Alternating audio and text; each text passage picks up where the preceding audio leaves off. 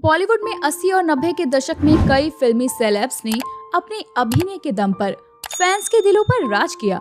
कई ऐसे भी रहे जो कि अपनी डेब्यू फिल्म से इस कदर छाए कि कई सालों तक लोगों को वो किरदार याद रहे। कुछ ऐसी ही थी 80 के दशक की टॉप अभिनेत्रियों में शुमार सलमा आगा। सलमा आगा अपने दौर की सबसे लोकप्रिय एक्ट्रेस थी। हालांकि बाद में वो फिल्मों को अलविदा कहकर बॉलीवुड से हमेशा के लिए दूर हो गई।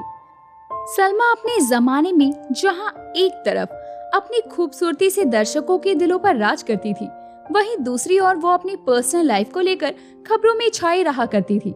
उनकी लाइफ में एक दो नहीं बल्कि 4 शख्स आए जिनसे उन्होंने प्यार किया। उन्होंने अपनी लाइफ में 3 बार शादी की और 2 बार तलाक के दर्द से भी गुजरी।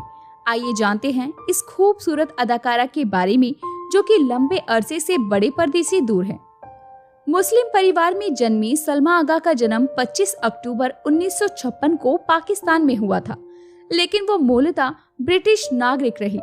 हालांकि साल 2016 में उन्हें भारतीय नागरिकता मिल गई और अब वो अपने पति और बच्चों के साथ मुंबई में ही रहती हैं।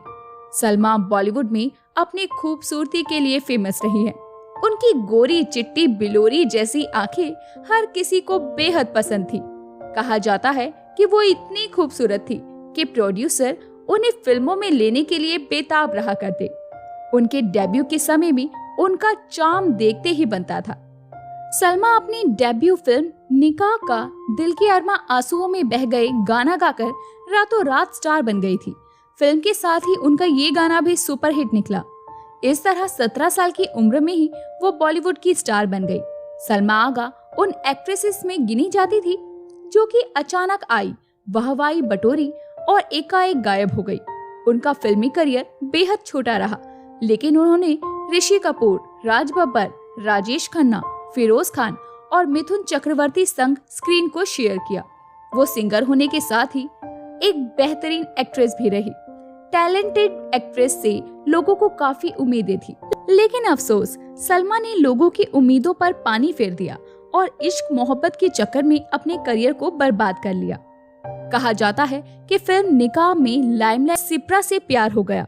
मीडिया आर्टिकल्स की माने तो दोनों कई सालों तक रिलेशनशिप में रहे, लेकिन इनकी शादी मुकम्मल नहीं हो पाई। इसी के साथ में हम आपको ये भी बता देते हैं कि हालांकि बिजनेसमैन के चक्कर में सलमा ने अपने करियर को जरूर दांव पर लगा दिया था। जल्द ही दोनों का ब्रेकअप भी हो गया और सलमा फिर से बॉलीवुड लौट आई। हालांकि उनका करियर अब वो रफ्तार नहीं पकड़ पाया जो रफ्तार उनके डेब्यू के दौरान देखी गई थी।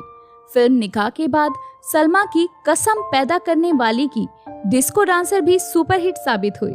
हालांकि इसके बाद उनका फिल्मी करियर का ग्राफ नीचे गिरता गया और सलमा आगा को वन फिल्म वंडर कहा जाने लगा। ऊंचे लोग, जंगल की बेटी जैसी फिल्में डिजास्टर साबित हुई। बॉलीवुड में दोबारा पहचान बनाने के लिए जब सलमा आगा जूझ रही थी, तभी उनकी लाइफ में जावेद शेख आए जो कि पाकिस्तानी फिल्मों के मशहूर डायरेक्टर थे। सलमा एक बार फिर बॉलीवुड को छोड़कर पाकिस्तानी फिल्में साइन करने लगी। हालांकि वो वहां भी फेल साबित हुई। सलमा जावेद शेख की शादी 1980 में हुई, लेकिन दोनों शादी के कुछ सालों बाद ही अलग हो गए। इसके बाद सलमा ने साल 1989 में स्क्वैश खिलाड़ी रहमत खान से शादी की। हालांकि ये शादी भी साल 2010 में टूट गई। इस शादी से उनकी एक बेटी हुई जिसका नाम जारा था और लियाकत अली खान नाम का बेटा हुआ। रहमत खान से अलग होने के बाद साल 2011 में दुबई के बिजनेसमैन मंजर शाह से उन्होंने तीसरी शादी की। अपनी तीसरी शादी के दिनों में सलमा आगा की उम्र 55 साल की थी। इस शादी से उन्हें एक बेटी साशा है। अब वो 68 साल की हो चुकी हैं। सलमा अपने परिवार संग मुंबई में रहती हैं, जबकि उनके पति मंजर शाह दुबई में रहते हैं। एक्टिंग छोड़कर वो अब फिल्में बनाती हैं और प्रोड्यूस करती हैं। तो दोस्तों, अभी के लिए बस इतना ही। मिलते हैं अगली वीडियो में, तब तक अपना ध्यान रखिए। Bye bye.